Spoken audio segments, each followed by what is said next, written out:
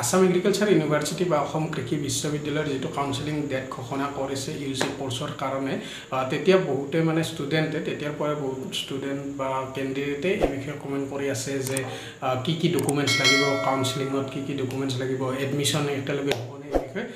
বহুত ধৰণৰ কমেন্ট কৰি আছে গতিকে ভাবিলো ভিডিও এটা বনাই দিও গতিকে প্ৰথম কথাটো হ'ল যিদিনা কাউন্সেলিং হ'ব সেইদিনাই একেলগে এডমিশন ফিও জমা কৰিব লাগিব যিসকলে হোষ্টেল ল'ব তেওঁলোকে হোষ্টেল ফিটো জমা কৰিব লাগিব আৰু কি ডকুমেন্টছ লাগিব সেই বিষয়ে আলোচনা কৰিম গতিকে মোবাইল স্ক্ৰিনত আলোচনা কৰিছো যেহেতু ইনফৰমেশন বুলেটিনত গোটেইখিনি দিয়া আছে গতিকে ডিটেইলছত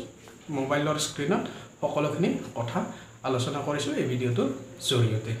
তো এইখন হৈছে ইনফৰমেশন বুলেটিন ইয়াত 8 নম্বৰ পইণ্টটো দিয়া আছে certificate documents to be produced in original at the time of reporting বা কাউন্সেলিং প্ৰথমতে দিয়া আছে HSLC মাৰ্কশিট আৰু সাৰ্টিফিকেট গতিকে HSL মাৰ্কশিট আৰু সাৰ্টিফিকেটখন অৰিজিনাল দেখাব লাগিব আৰু জেৰক্স কপিও জমা দিব লাগিব তাৰপিছত দিয়া আছে HS মাৰ্কশিট আৰু সাৰ্টিফিকেট হায়াৰ সেকেন্ডাৰী মাৰ্কশিট আৰু সাৰ্টিফিকেট অৰিজিনাল দেখাব লাগিব আৰু জেৰক্স কপি জমা দিব লাগিব তাৰপিছত document for proof of birth ইয়াৰ কাৰণে মেট্ৰিকৰ যিখন এডমিট কাৰ্ড আছে তাত ডেট অফ বাৰ্থটো মেনশন থাকে গতিকে সেইখনো সাবমিট কৰিব পাৰিব আৰু যাৰ বাৰ্থ সাৰ্টিফিকেট আছে তেওঁলোকে বাৰ্থ সাৰ্টিফিকেট জমা কৰিব পাৰিব আৰু যিসকলৰ সিট ৰিজাৰ্ভেশন থাকিব তেওঁলোকে কিছুমান কাষ্ট থাকিব কাষ্ট সাৰ্টিফিকেট জমা কৰিব লাগিব কিছুমানে কোটা মানে EU এমপ্লয় কোটা বা তেনেকুৱা এক্স সাৰ্ভিসমেন কোটা যদি এই কাৰোবাৰ আছে তেনেহলে সেই হিচাপত সাৰ্টিফিকেট ৰিজাৰ্ভেশন সাৰ্টিফিকেট জমা কৰিব লাগিব তাৰপিছত পাৰ্মানেন্ট ৰেসিডেন্ট সাৰ্টিফিকেট জমা কৰিব লাগিব হোৱাটএভাৰ এপ্লিকেবল যেনেকুৱা ধৰণৰ হয় আৰু কিছুমানৰ যদি ডোমিসাইল আছে ডোমিসাইল দিব লাগিব কিছুমানৰ যদি PRC আছে এডুকেশনাল পাৰপাস অনলি তেনেহলে সেইখন দিলেও হ'ব PRC ডোমিসাইল সাৰ্টিফিকেট যেটো এপ্লিকেবল হয় আৰু বা কিছুমানৰ নেটিভিটি সাৰ্টিফিকেট বুলিও দি ডিস্ট্ৰিক্টৰ পৰা গতিকে সেইখনো জমা কৰিব পাৰিব DC অফিচৰ পৰা লব লাগিব বা ডিস্ট্ৰিক্ট এডমিনিষ্ট্ৰেচনৰ পৰা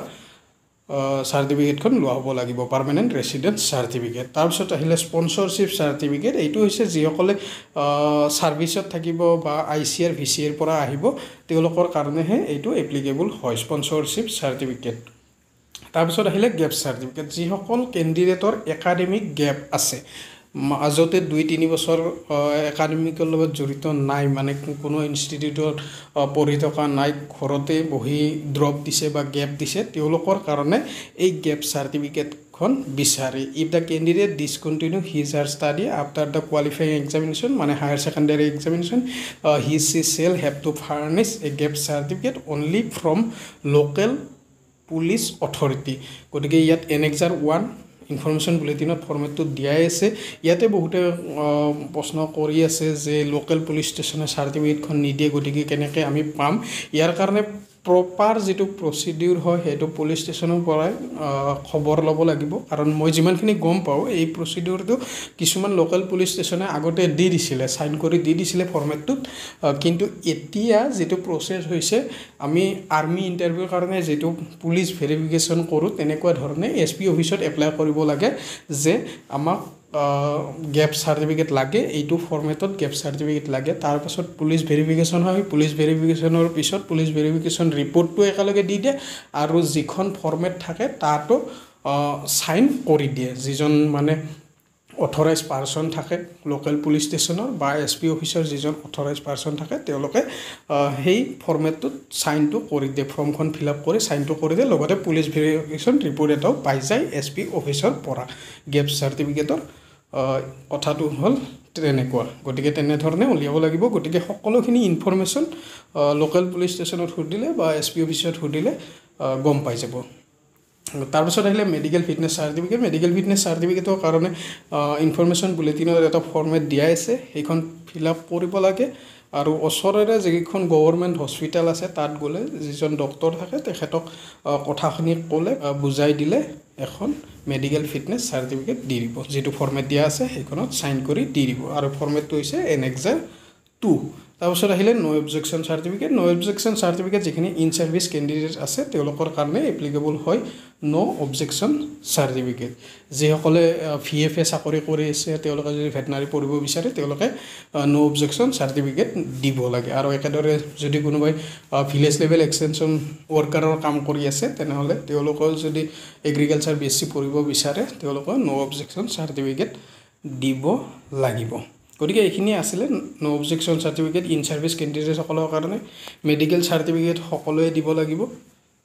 গোটেইবিলাক কেণ্ডিডেটে মেডিকেল ফিটনেছ চাৰ্টিফিকেট দিব লাগিব তাৰপিছত গেপ পিৰিয়ড চাৰ্টিফিকেট যিবিলাকৰ গেপ আছে তেওঁলোকে লোকেল পুলিচ অথৰিটিৰ পৰা গেপ চাৰ্টিফিকেটখন দিব লাগিব ইয়াত এইটোৱে চোৱা হয় যে যিখিনি গেপ পিৰিয়ড আছে সেই পিৰিয়ডটোত যাতে কেণ্ডিডেটজন কোনো ধৰণৰ ক্ৰিমিনেল এক্টিভিটিত ইনভলভ নাই সেইটো কাৰণে এই চাৰ্টিফিকেটখন বিচাৰে গেপ পিৰিয়ড চাৰ্টিফিকেটটো বিচাৰে তাৰ পাছত যিখন স্পন্সৰশ্বিপ চাৰ্টিফিকেট সেইখন ICAR বা VCI কেণ্ডিডেট বা NEC কেণ্ডিডেটৰ কাৰণে এপ্লিকেবল হ'ব তাৰ পাছত পাৰ্মানেণ্ট ৰেচিডেন্ট চাৰ্টিফিকেট এখন লাগিবই PRC খন লাগিবই বা ডোমিসাইল চাৰ্টিফিকেট লাগিবই যিসকলৰ কাষ্ট আছে কাষ্ট চাৰ্টিফিকেট লাগিব প্ৰুফ অফ বাৰ্থৰ কাৰণে এডমিট কাৰ্ড বা চাৰ্টিফিকেট বা যিখন বাৰ্থ চাৰ্টিফিকেট আছে সেইখনো দিব পাৰিব HS ৰ মাৰ্কশ্বিট চাৰ্টিফিকেট আৰু HSLC ৰ মাৰ্কশ্বিট আৰু চাৰ্টিফিকেট দেখুৱাব লাগিব অৰিজিনেল কপি দেখুৱাব লাগিব আৰু জেৰক্স কপি জমা কৰিব লাগে গতিকে এইখিনি আছিল আৰু বহুতে সুধি আছিল যে এডমিশনৰ কেতিয়া হ'ব এডমিশন গতিকে আসাম এগ্ৰিকালচাৰ ইউনিভাৰ্চিটি যেটো কাউন্সেলিং সিস্টেম হয় প্ৰথমতে কাউন্সেলিং হয় ডকুমেন্টস ভেৰিফিকেশন হয় তাৰ পাছত একেলগে এডমিশন ফিটো জমা কৰি দিব লাগে যিসকলে কাউন্সেলিংত পাই যায় সিট পাই যায় তেওঁলোকে এডমিশন ফিটো জমা কৰি দিব লাগে আৰু তাৰ পাছত এটা ডেট দিয়ে সেই ডেট অনুসৰি কলেজত গৈ ৰিপৰ্ট কৰিব লাগে আৰু তেনেদৰে ওৰিয়েন্টেশন ক্লাছ ষ্টাৰ্ট হয় আৰু বাকি কোৰ্সৰ ক্লাছ আৰম্ভ হৈ যায় গতিকে ভিডিঅ'টোত এইখিনি আছিল সকলোখিনি কথা আলোচনা কৰা হ'ল আজিলৈ মানে ধন্যবাদ